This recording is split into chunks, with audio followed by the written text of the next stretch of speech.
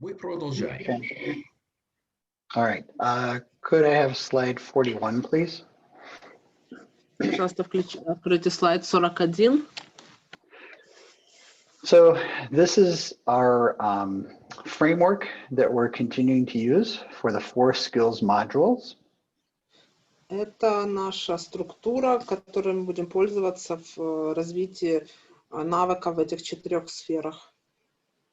So we've focused on an overview and we've also focused on mindfulness. И мы фокусируемся на обзоре, и также фокусируемся на осознанности. Right? And the next area that we'll focus on is distress tolerance. И следующая сфера, на которой мы фокусируемся, это терпимость к страданию или к переживанию. So the whole goal of teaching distress tolerance is so the client can stay in the moment without making matters worse. И цель обучения терпимости к страданию заключается в том, чтобы обучать клиента тому, как сфокусироваться в моменте без ухудшения ситуации. So there are 5 different types of distress tolerance skills. И есть 5 основных типов навыков, связанных с толерантностью к страданиям. Okay? This includes crisis survival. What is the first one? Crisis survival, surviving a crisis. Ага. Первая группа навыков — это способность выживать в кризисной ситуации. Number 2 is distracting skills. Вторая группа навыков — это навыки, связанные со способностью переключаться. Number 3 is learning to soothe one's self. Третья группа навыков связана со способностью утешать себя. Number 4 is improving the moment. А четвертая группа навыков — это способность улучшать свое состояние в моменте здесь и сейчас. And the last area is thinking of positives and negatives, or pros and cons. И последняя сфера — это обдумывание позитивных и негативных сторон, обдумывание за и против. Slide number 43. Слайд номер 43. Okay. So to help promote survival in the midst of a crisis, Для того, чтобы помочь способствовать к выживанию в кризисной ситуации, we want to help the client change their focus to tolerate this kind of distress more effectively. нам нужно помочь клиенту изменить его фокус для того, чтобы он был способен справляться со страданиями. So here is a list of things that the client can practice. И вот перечень того, что клиент может практиковать для развития терпимости к страданию. So in the midst of a turbulent situation, the client can engage in activities that they enjoy. Переживая сложную ситуацию, клиент может вовлекаться в занятия тем, что приносит ему радость. They can contribute to help others in their own community. Также он может делать свой вклад, помогая другим людям в своем сообществе. They can compare themselves to others who might be less fortunate or in a worse situation. Также он может сравнивать себя с другими, кому повезло меньше, или с теми, кто находился в более сложной ситуации. So, for example, somebody who's struggling with paying their bills К примеру, кто-то, кто испытывает сложности с тем, как оплатить свои счета, might volunteer at a shelter for those who are poor or homeless. может пойти и служить волонтером, оказывая помощь людям, которые являются очень бедными или бездомными. The next thing on the list is to Do something that helps you to laugh or to have a good sense of humor. А следующее это когда мы делаем что-то, что помогает нам смеяться, радоваться, развивает чувство юмора. Next slide. Пожалуйста, следующий слайд. Next would be to push the situation to the back burner for a while. А следующее это отодвиньте на время свою ситуацию на второй план. So to put something else on your mind that is more significant or important for the moment.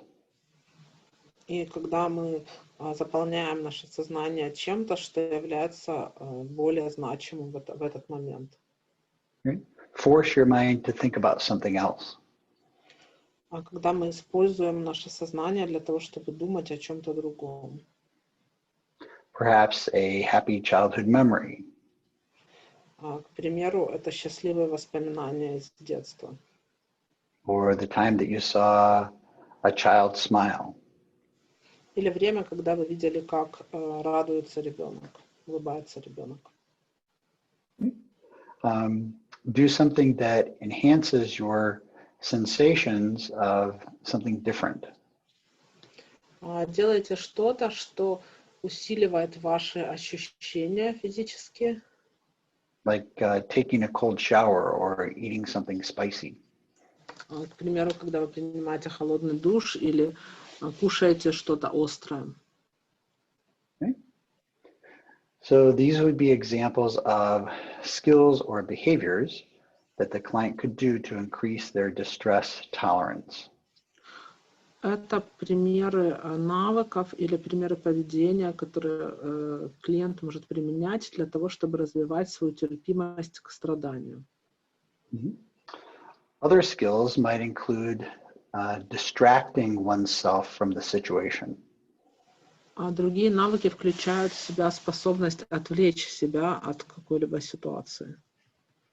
A common behavior among individuals with severe emotional discontrol Типичным поведением, которое есть у людей, у которых сложности с совладанием с тяжелыми эмоциями, is for that person to engage in inflicting pain in their own body. Приводит к тому, что такие люди часто вызывают физическую боль в своем теле. Some people might pinch themselves or cut themselves or burn themselves. А некоторые люди могут укалывать себя чем-то, выжигать кожу на своем теле, резать кожу на теле. The idea is that by experiencing physical pain, you make the abstract emotional pain more real. И это связано с тем, что когда они испытывают физическую боль, это делает более реальной ту эмоциональную боль, которая вызывает у них сильное страдание. These behaviors are very destructive and may be life-threatening. Это поведение является очень разрушительным и даже может нести угрозу для их жизни. So an example of a less dangerous distracting behavior would be something like Примером менее опасного, но разрушающего поведения. Distracting behavior, yes? Destructive or harmful. Примером деструктивного или опасного, вредного поведения может быть следующее. Would be to have the client run her hands under very warm water. Когда клиент подносит свои руки к очень горячей воде. Рукой проводит под струей воды горячей. The water has to be hot, not so hot that it is damaging to the skin. Эта вода должна быть горячей, но не настолько горячей, чтобы нанести вред коже. but hot enough that it seems uncomfortable. Но достаточно горячий для того, чтобы вызвать ощущение дискомфорта. Okay? That behavior can now be replaced with replaced for cutting oneself or burning oneself with fire. И это поведение может быть заменено, может быть заменой поведению, когда человек режет себя или выжигает участки кожи на своем теле. It's distracting from the emotional intensity, but it is not damaging to the person. Это поведение отвлекает от переживания эмоциональной боли, но оно не приносит такой сильный, но оно не является настолько разрушительным для человека. Russell, is that like the example of the holding the ice in the hand? Marina? I missed the first part. Mina, could you please say it again? Yeah, is when we saw the video, one of the lady was holding ice in her hand. Yes. That was like a substitute for a better acting feeling. Спасибо, да. И в видео, помните, в видео мы видели, как женщина держит лед в своих руках. Было ли это заменой вот такого болезненного переживания? Yes. Да. The whole idea behind distracting is to substitute a non-harmful behavior for a harmful behavior. Ага.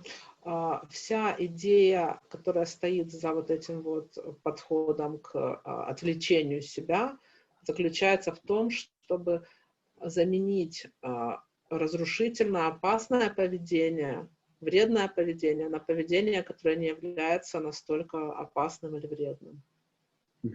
So the experience has to be sufficiently intense to distract the client from the overwhelming emotion. Опыт должен быть достаточно интенсивным для того, чтобы отвлечь клиента от таких вот эмоций, которые для него являются чрезмерными. So you might use hot water or ice. Вы можете использовать горячую воду или лед. You might also be able to use a very noxious smell or odor. Также вы можете хотеть использовать какой-то неприятный запах. So on the opposite end of this spectrum would be self-soothing. На противоположном конце этого спектра будет самоуспокаивающее поведение, самоутешающее. So we've talked about crisis survival, distracting, and now we'll talk about self-soothing. Мы говорили о способности проживать кризисные ситуации, о способности переключать себя, свое внимание, и сейчас мы говорим о способности к самоуспокоению, самоутешению. So I'm going to ask you all for some examples in your own personal experience. А я сейчас попрошу вас назвать примеры из вашего личного опыта. What are some things that you might do that are examples of self-soothing behaviors? Примеры того, что вы можете делать, что является самоутешающим или самоуспокаивающим поведением. We have Layla wrote in chat that it's eating something sweet. Лейла написала в чате, что это когда мы кушаем что-то сладкое. Chocolate, eating chocolate. Шоколад. Okay. Yeah. Others? Еще? For example, burn perfume candle, aromatherapy. Зажигаем аромасвеч.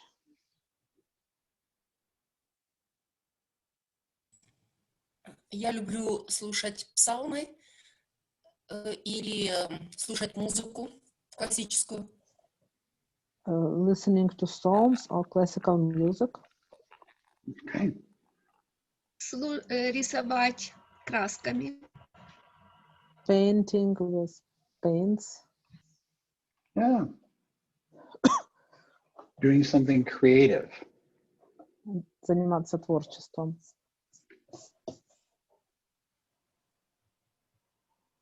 How about sala? Ага. Что насчет сала? Я плаваю. I swim. Ah, okay. So would anybody choose sala as a snack that would be self-soothing? Кушает ли кто-то из вас сало как перекус, который будет приносить самоутешение, самоуспокоение? Когда у меня стресс, when I have stress, I really want to eat fat food, but I know this is like stress, and I am forcing myself not to eat fat food. Когда у меня стресс, у меня есть побуждение кушать жирную пищу, но я помню, что это стресс, и я напоминаю себе, что не нужно сейчас кушать жирную пищу. Right. So that's an example of paying attention to good nutrition. Это пример того, как мы можем обращать внимание на делать удачный выбор в плане питания. Right? Sometimes the things that we think bring us comfort also have additional side effects. И часто то, что мы думаем будет утешать нас, ну и то, что нас действительно утешает, имеет при этом побочные эффекты. So we want to make sure that the examples of self-soothing are going to be encouraging but not harmful. И мы хотим быть уверенными, что примеры самоутешения будут ободрять нас, но при этом не будут причинять вред. What are other examples of self-soothing behaviors? Какие еще вы знаете примеры самоутешающего поведения?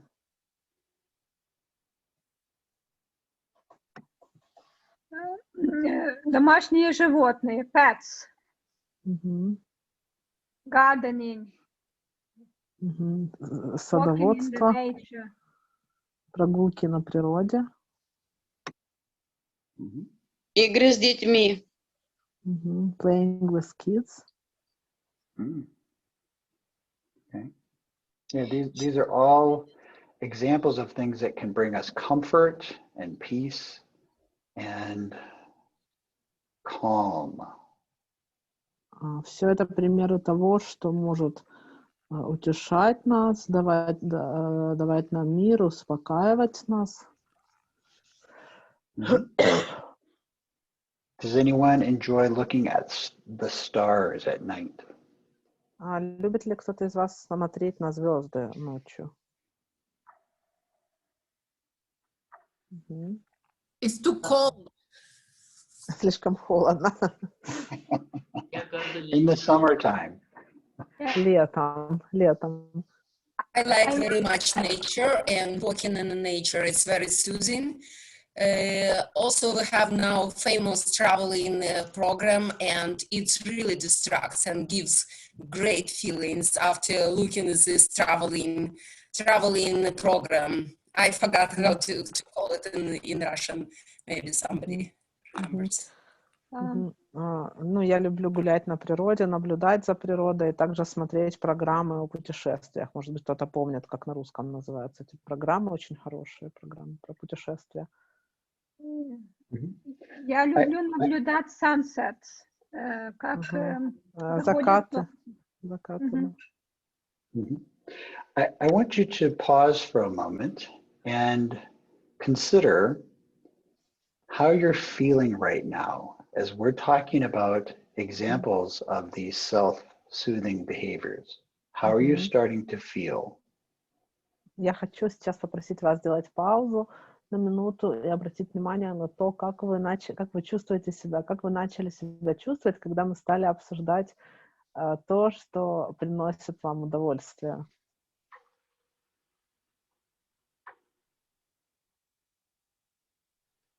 Calmer, and I even have read somewhere that when people just think of walking in the forest, their blood pressure normalizes. Мгм. Я чувствую себя спокойнее, и я читала, что когда люди даже просто думают о том, как они могут гулять в лесу, их давление нормализуется.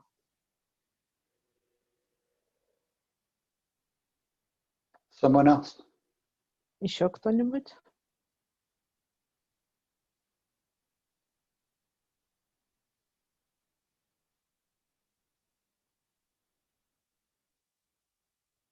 Когда я думаю о путешествиях, вот этой программе и разных нациях, у меня появляется очень много дофамина, много хорошего настроения. Мгм. When I think about traveling and this program, and I start to experience a lot of positive emotions and a lot of dopamine. Okay.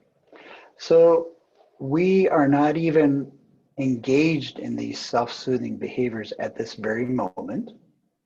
А сейчас мы даже не занимаемся этими занятиями, которые приносят нам такое успокоение, утешение. Mhm.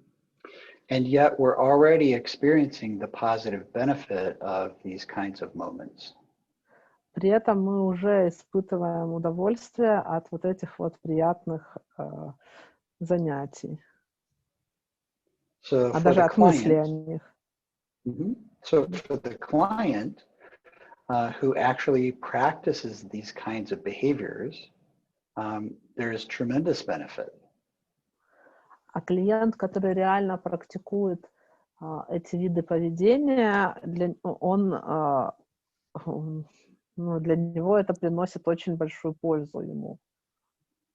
So if you only used one tool from dialectical behavior therapy, Даже если бы вы использовали только один инструмент из диалектической поведенческой терапии, and you picked the tool of self-soothing, и вы выбрали инструмент самоутешения, and you worked closely with clients who are overwhelmed, и вы близко работали с клиентами, которые испытывают очень сильные переживания, чрезмерные для них. what do you think might happen after 1 or 2 months of practicing self-soothing? Как вы думаете, что произойдет после того, как такой клиент будет в течение 1 или 2 месяцев практиковаться в самоутешении?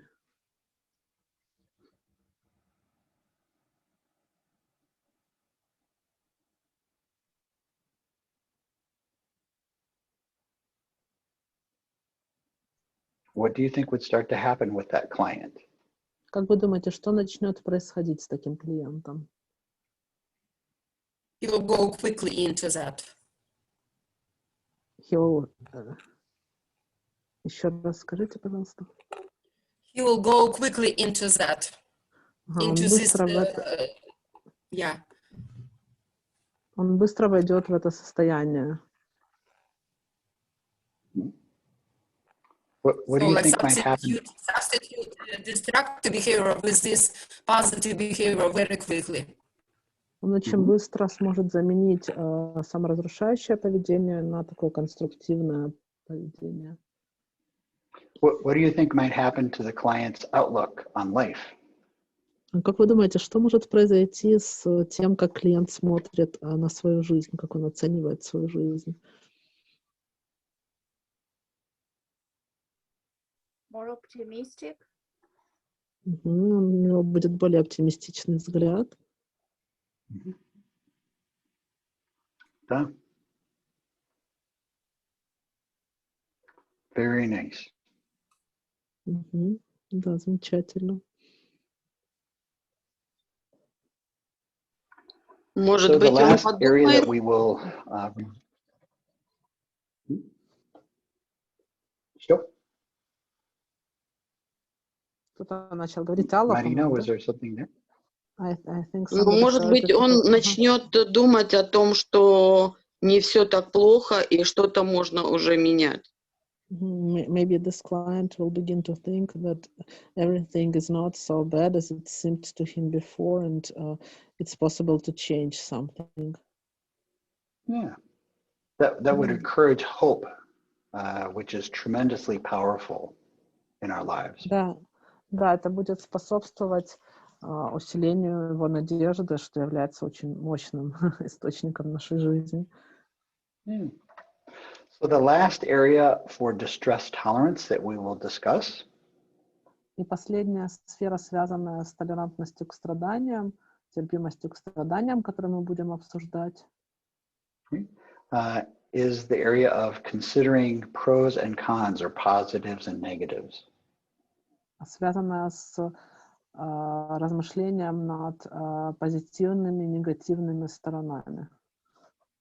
So this exercise is very straightforward for the client. Это упражнение очень такое однозначное для клиента. So the client simply writes down the positives and negatives associated with being in the situation. А клиент просто записывает позитивные и негативные аспекты, связанные с его участием в ситуации. Okay. What's positive about my continuing to be in conflict with my mother? А что является конструктивным из того, связанным с тем, что я продолжаю пребывать в конфликте с моей мамой?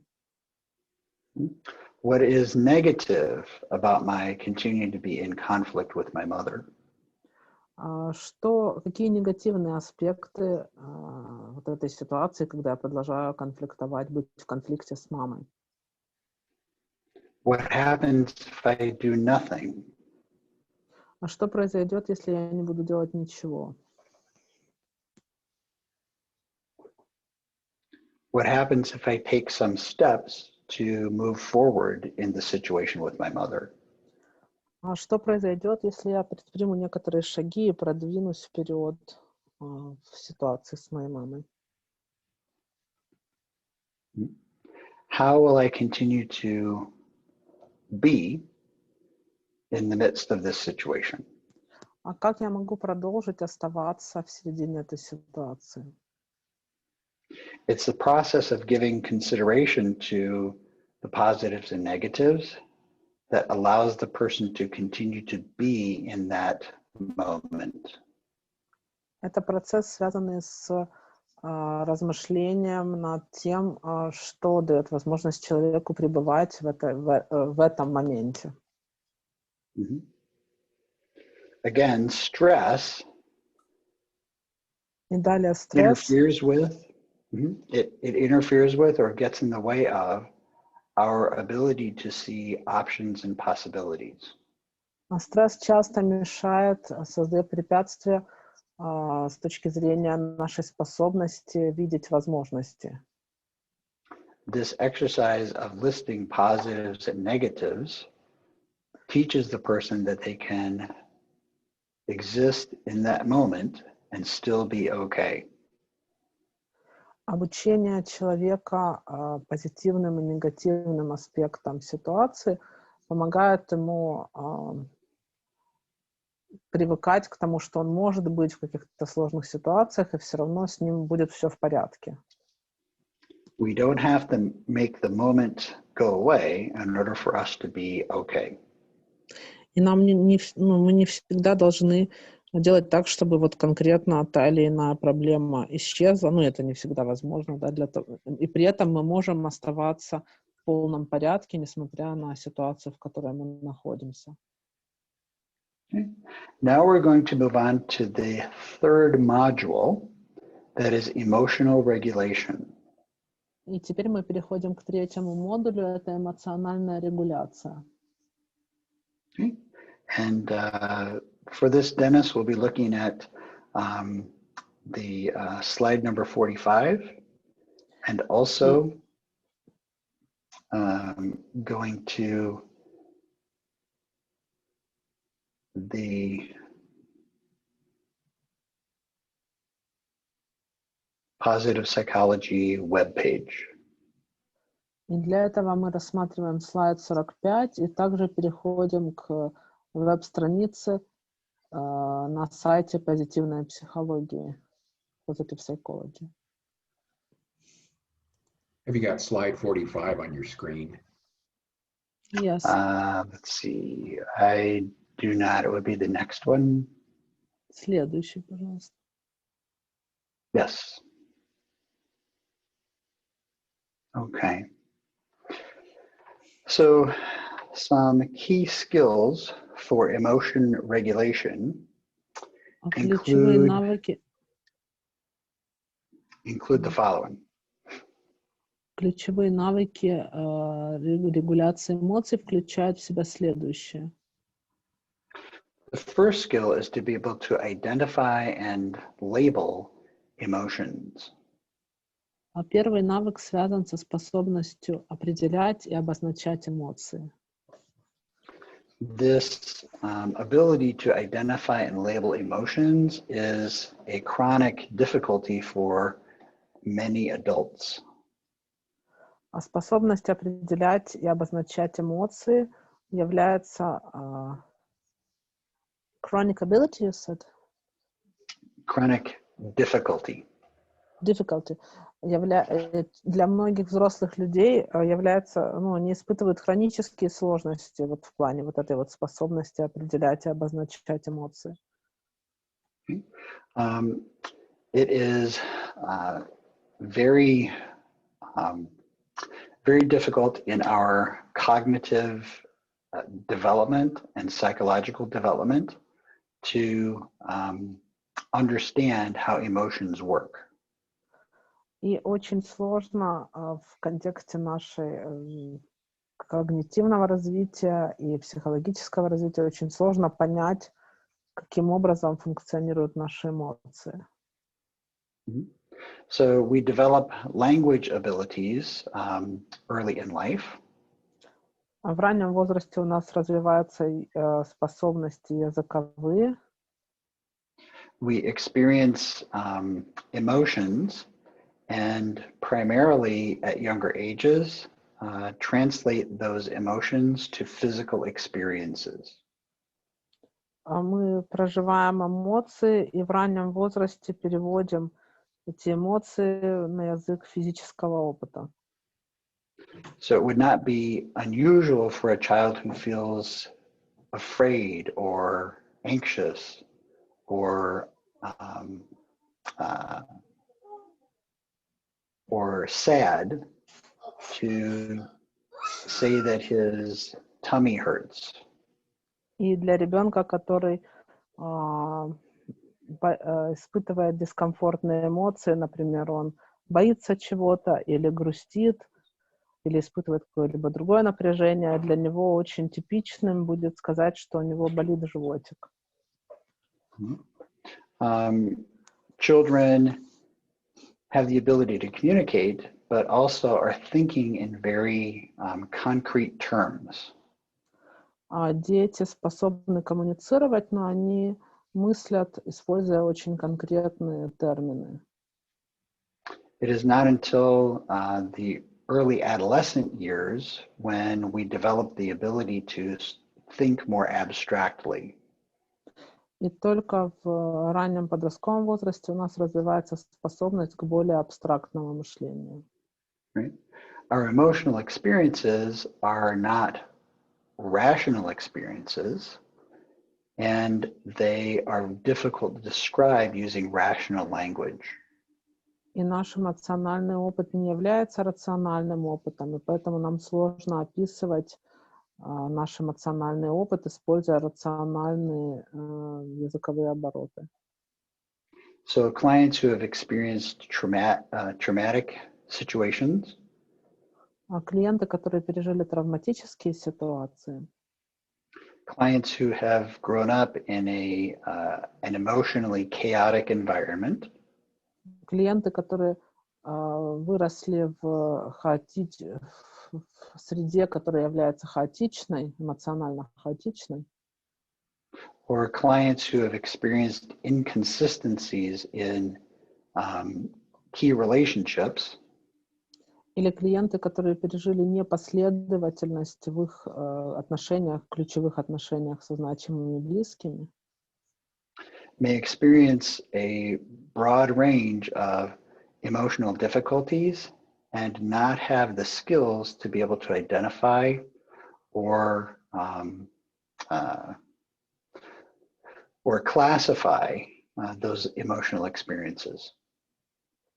эти клиенты могут испытывать огромные эмоциональные сложности, и у них могут быть очень плохо развиты навыки для того, чтобы классифицировать, описывать и как-то конструктивно проживать вот эти вот сложные ситуации. Further, there may have been some family rules about the experience and expression of emotions. Более того, во многих семьях есть семейные правила касательно того, как можно, да, как условно можно позволительно в этих семьях проживать и выражать эмоции. Some of these rules might be supported by cultural values as well. Некоторые из этих правил могут поддерживаться культурными нормами. In some families and some cultures, there are strict prohibitions against experiencing and displaying negative emotion. А в некоторых семьях, в некоторых культурах есть строжайшие запреты, связанные с тем, как выражать негативные эмоции. So something as simple as giving a list of emotions for the client to practice with may be very powerful. И что-то такое простое, как предоставление клиенту перечня эмоций для того, чтобы клиент мог тренироваться в их применении, может быть очень мощным инструментом. There are many examples that have public access through the internet.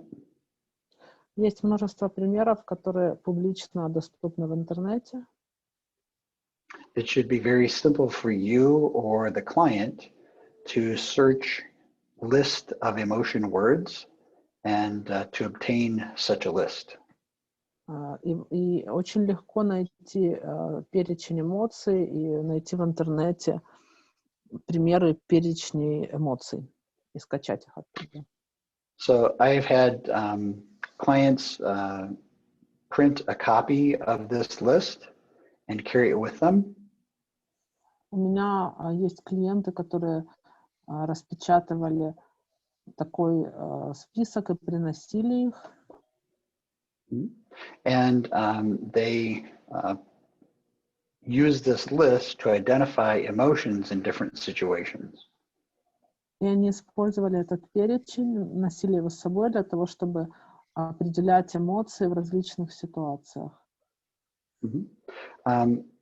I had a couple who used this tool for about 6 months at home.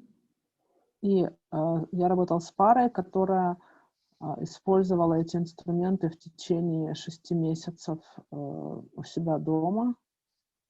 So during conversations they would have that used to result in arguments,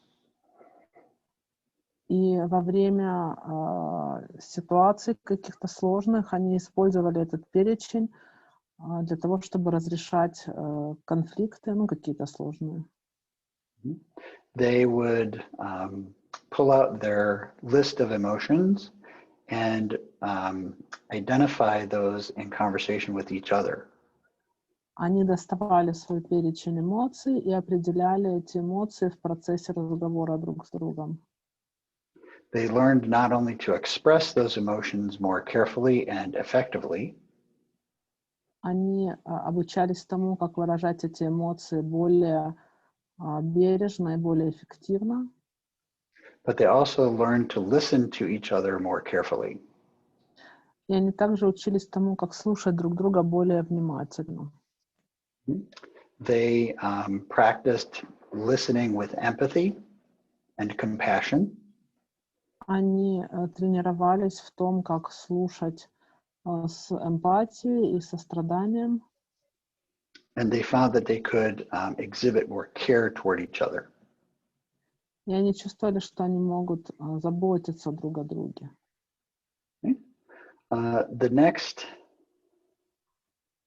part of emotion regulation includes having the client identify obstacles that they face to changing their emotions.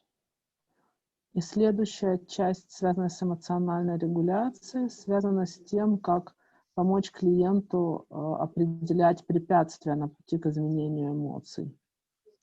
Okay. Oftentimes, clients who have experienced emotional turmoil do Очень not часто believe that they can change. Клиенты, которые испытывали большие эмоциональные трудности, часто не верят, что они могут измениться. Sometimes when a person is feeling sad because they have lost a loved one, they may feel yes. Raz, the sound was bad. Could you please repeat? Okay. For example, when someone has experienced the loss of a loved one, К примеру, когда кто-то пережил потерю любимого человека, they may feel the only possible emotion is sadness or grief. Этот человек может чувствовать, что единственная возможная эмоция в такой ситуации — это грусть или горевание. It's possible that while feeling grief, one also might feel appreciative or happy. И возможно, что человек, который проживает горе, может чувствовать, что он одновременно ценит что-то, или даже в какой-то момент он может испытывать счастье. Okay. So in the midst of grieving, we can also increase positive emotional events. И даже в середине проживания горевания мы можем все равно переживать позитивные эмоциональные, иметь позитивный эмоциональный опыт в связи с приятными событиями. We can share stories of the loved one that remind us of those positive things. Мы можем делиться с другими историями о наших любимых людях, которые напоминают нам о том позитивном опыте, который у нас был. So we want to increase mindfulness to current emotions. И мы хотим помочь человеку взрастить осознанность в плане эмоций, которые у него возникают. I may not just be feeling angry about something. Я могу не только испытывать злость по поводу чего-то. I may be experiencing several different levels of emotion. Я могу испытывать несколько разных эмоций на разных уровнях. Teaching clients that there are different levels of emotion can be very helpful. Обучение клиентов тому, что есть разные уровни проживания различных эмоций, тоже является очень полезным. Sometimes we talk about primary emotions and secondary emotions. И иногда мы говорим о первичных эмоциях и о вторичных эмоциях. We're going to take a break, and when we return from our break, we will discuss primary and secondary emotions. А сейчас мы сделаем перерыв, и когда мы вернемся с перерыва, мы будем обсуждать первичные и вторичные эмоции. We'll also be talking about a diary card for learning how to process emotions more effectively. Мы также обсудим вариант карточки по типу ведения дневника, да, вот такого типа карточки, для того, чтобы прорабатывать эмоции. And we will also be concluding our next segment with a discussion of interpersonal effectiveness. И следующий наш сегмент мы завершим с обсуждения межличностной эффективности.